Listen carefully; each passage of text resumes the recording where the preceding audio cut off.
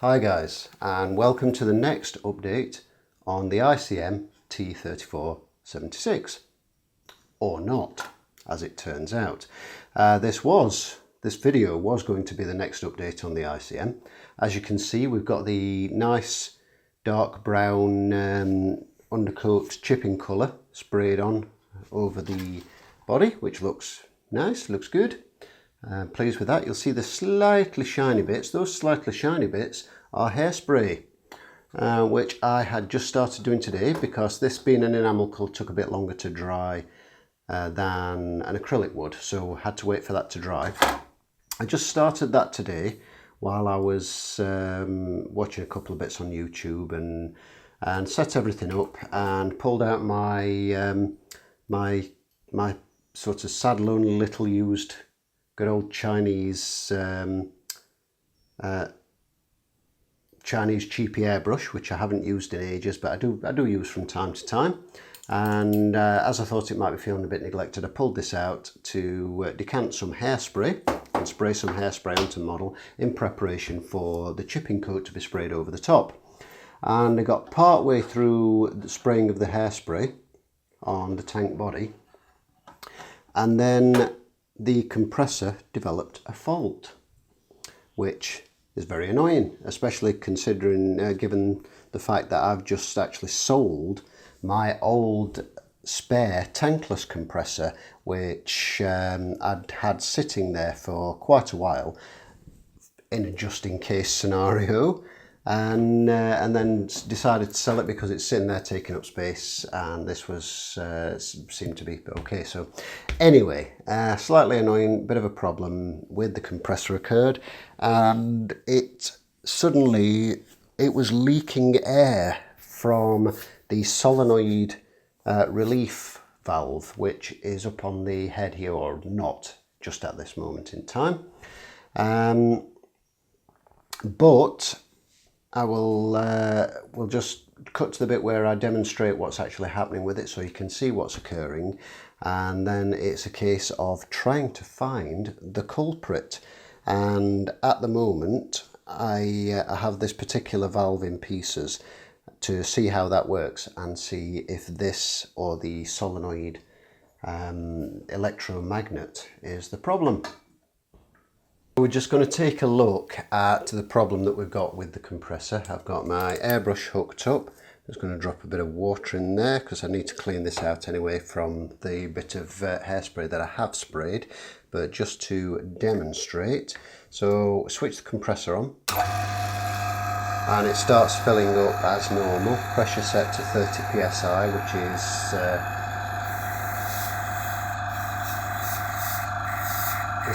about as high as I would normally set it to spraying in general use. And you can see, hopefully, that it's working and spraying as it should, so all okay there.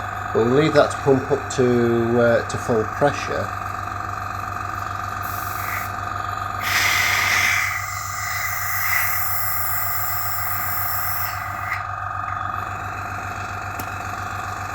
Disconnect the airbrush.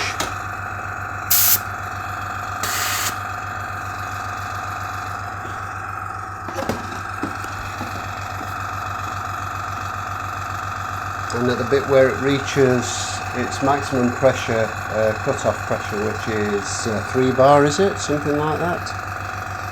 Auto start at 3, auto stop at 4.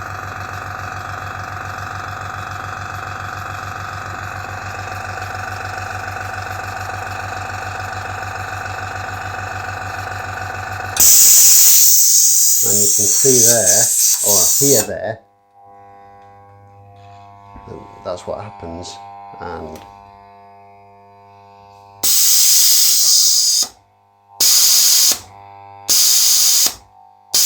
that there. And if you put your finger over that, that cuts the air. So initial impressions were that there is a fault with the solenoid or the valve. So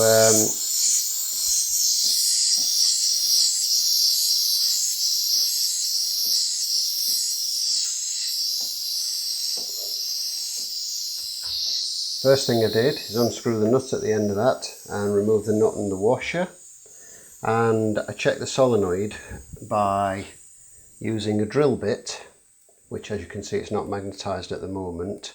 If I switch on the power, that then becomes magnetised exactly as it should, and you can hear that the air coming out of there now. So if I slip that back over there, you can hear it suck the plunger in to seal it. So the next step was is to take this off and have a look at the plunger assembly inside it.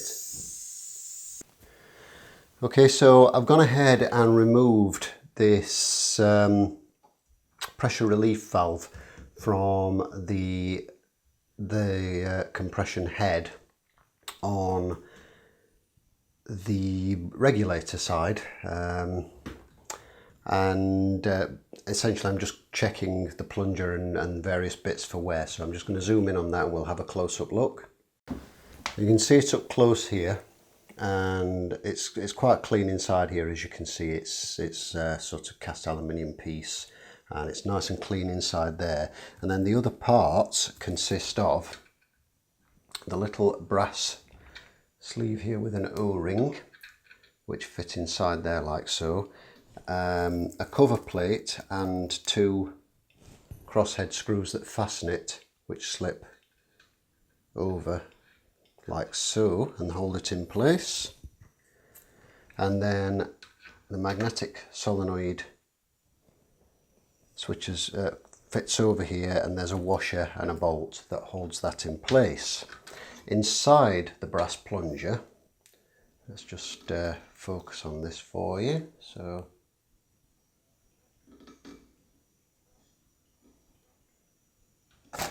So inside the brass tube, rather, you've got a plunger with a rubber seal on either end. As you can see, this rubber seal is a flat mating face which meets with a hole, a tiny little hole at the end of that tube, which is where the pressure escapes from. On this end you've got, it's like screw threaded slots. Now what I thought happened, I'm clearly wrong about this, but what I thought happened was the magnet, the electromagnet, when you switch on the compressor to fill, activates and it pulls this plunger forward, sealing the hole at the end, which is what it does. And this pumps away, pumps air into the tank.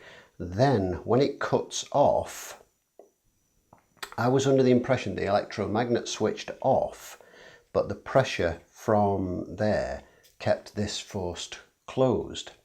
But looking at the design of that, it's clear that it's quite evident that that's not how it works, because it's tapered at this end and it's got this screw head design, like slotted screw head design, which means that even though that's a rubber surface there, it cannot mate fully with that and seal it, and obviously the spring drives it back as soon as the electromagnet's released. So that means that any air in there will escape up past here and out of this valve. So there I was racking my brains thinking, well, you know, that seems to be right, that seems to be doing what it should be doing. And then sort of following the logical path along here, you've got these two cylinder heads that pump air in through this joint in the middle, down this tube here and into the tank at the bottom. So if the air is leaking out of here, then it's obviously leaking back out of the tank, up this pipe at the side and back into the heads. So I did a little bit more digging, and courtesy of an excellent, old but excellent video tutorial that I saw on YouTube, which I will link in the video below. I don't recall his name off the top of my head at the moment, but I will find that and I will mention him, all credit to him, and I will put a link in this video below to his video. It's quite likely that the problem actually lies with a check valve, which is a ball bearing in here. I'm hoping that's what it is. I'm going to go ahead, refit this and disassemble this bit and see if that is the case. We're back with this this check valve disassembled, and much to my disappointment, this is an incredibly simple check valve. It's not a ball bearing and spring, which is what I was expecting from the other video I'd seen. I'll take this apart and show you in just a second, but I had to take the heads off the compressor to get this undone, along with the handles and the solenoid and everything over here. And if I just flip that up and show you there, on this side where you've got these little nuts here, these are air filters. This is where it's sucking the air in through here and going down the plate into that one. That's as the piston lowers, it sucks the air in, and it's pushing it back up through this one. So it's pushing, you've got the pressure relief valve here with the solenoid on, and then it's pushing the air into this, down through this tube, down through this check valve, and then down this tube and into the tank. What happens then is the pressure in the tank forces back on the check valve and theoretically stops air getting back into here. Now what's been happening, obviously, it's been getting back into here and coming out of the pressure relief valve. And what I thought, having watched that other video, was that it was the check valve ball bearing that's rusted, or the spring that's broken, one or the other, or something like that. What it actually is, or well, what I suspect and what I hope it was, is that this is a cheap piece of crap, and it just goes to show this is from everythingairbrush.com, which you can see down here. So it wasn't like this was bought from a Chinese seller on eBay or something. So you know, I'm a little bit knocked for with that, bearing that in mind. And as I say, for this reason I expected a ball bearing and spring. But anyway, I'm going to zoom in and show you what this looks like. Here in my hand, in fact I'll just move this pipe out of the way as well. That's simply just a piece of pipe, just steel pipe, and there's evidence of corrosion. You can see there, it doesn't actually look like a massive amount, but I have wiped off, cleaned off quite a bit of corrosion from this end, which was in here, and there's quite a bit of corrosion in there, which you'd expect because you're going to get condensation and moisture. This is the air tank, it happens. Now that I'm not particularly bothered about, but a little bit of evidence of corrosion on either end of that tube. This is the check valve, which I was expecting to be to have a ball bearing and spring inside, and the spring pressure forces the ball bearing up, sealing the thing. Now you take it apart by unscrewing these two halves, like a fuel filter almost, or a washable, cleanable one. And inside, what we actually have is a couple of pieces of sponge, which look like they could have come from your dishwashing sponge thing. You can see that's just a hole straight through, nothing in there. Whoops. And the sponge itself is literally just a piece of sponge. Looks like it could be a piece of dishwashing sponge even. A little bit of rust evidence on there where it's sort of sat in there. And I'm guessing the purpose of these bits of sponge, oops, get that back on screen for you. I'm guessing the purpose of these bits of sponge is to stop bits of detritus coming up and lodging this rubber diaphragm, which is the only thing that prevents the air coming back up through these holes that are punched around the side. Now I suspect, I hope anyway, that some detritus had gotten through and wedged in this, allowing the air to leak back through.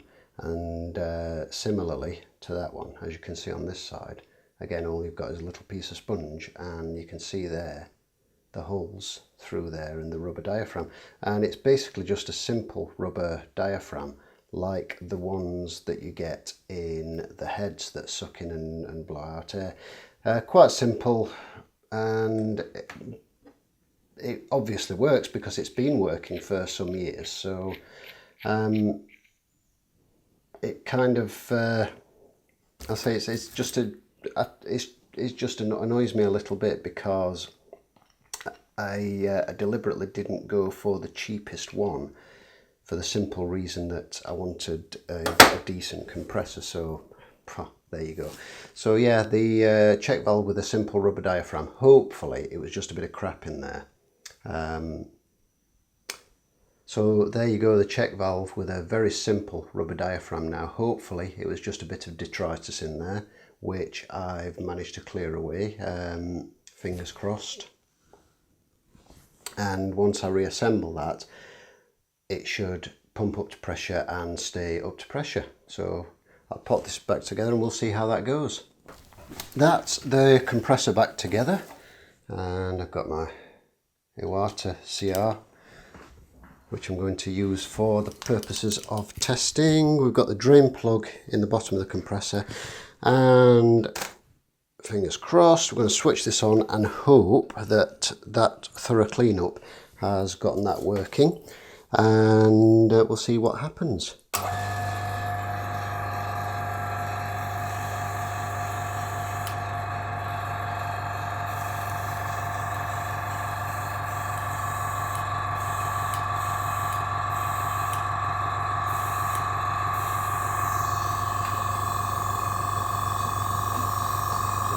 Pressure.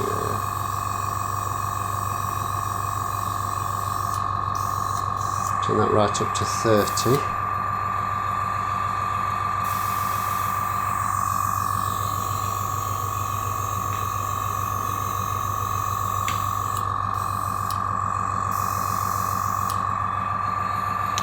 And as I say, 30 psi with the trigger depressed on the airbrush is about the level that I typically, the highest level that I will typically spray at.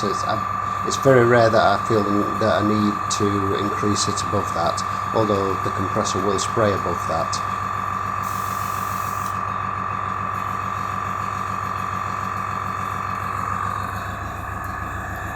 Right, so we're just waiting now for the pressure, the tank to fill up to max pressure of 4 bar and for the compressor to cut out. Or the pump to cut out.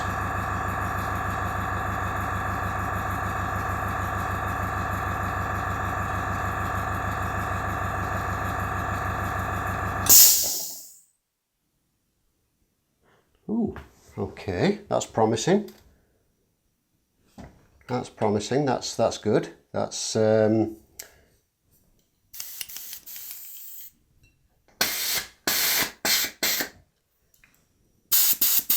as you can see, we're retaining air in the tank, and that looks like it might have done the trick.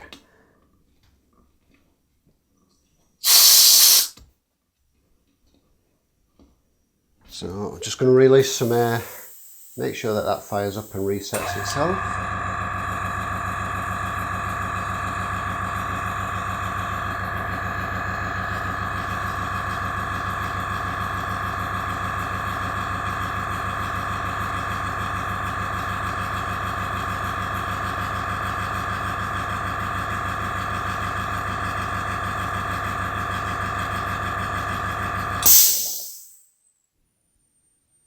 Okay,